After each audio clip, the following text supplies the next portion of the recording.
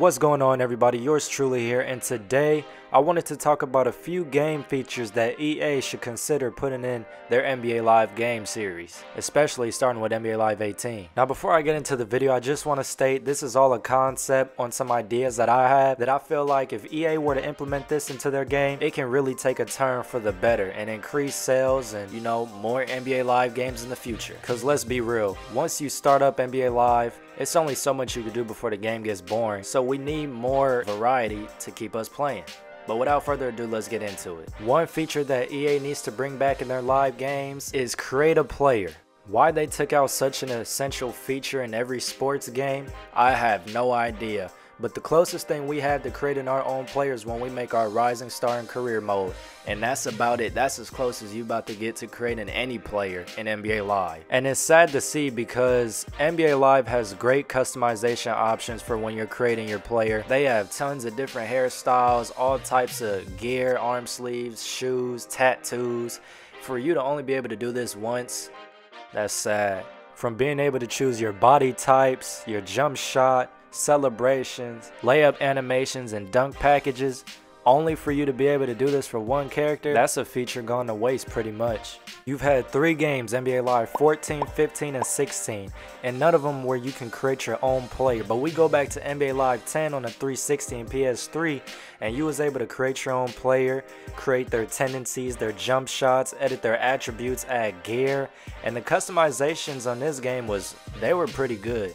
Look, you could see you could edit their features as complexion, mouth, jaw. You can't do that now. So NBA Live, they definitely gotta have this in the game and do it like they used to. You know, sometimes you gotta go back to your roots, and it's nothing wrong with that. It's just create a player. It's not that hard. And with creating a player means you gotta assign them to a team, which then leads me to the next feature.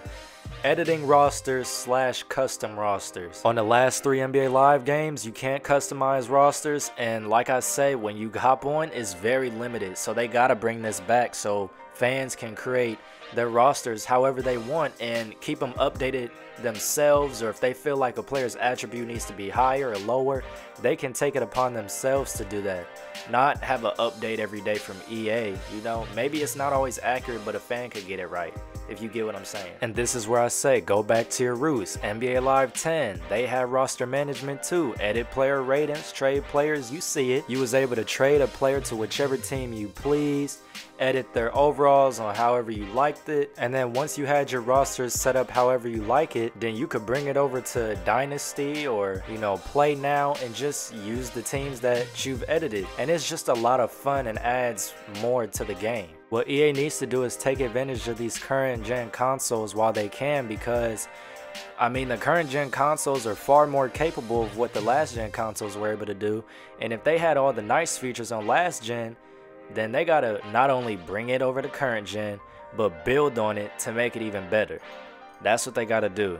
Another feature that's always fun to play is a playoffs game mode, especially if you want to see the playoff celebration with every new game that comes out. Now, Live isn't the only victim of taking this game mode out their game and possibly putting it back in. 2K took it out once they brought 2K over to current gen, and then they put it back in with NBA 2K17. This is EA's chance to put this game mode back into the game at NBA Live 18 or a future game, because it's always fun to mix up the seeds and see what the outcome may be and see, you know, what teams might get upsets or who's going to take home the trophy.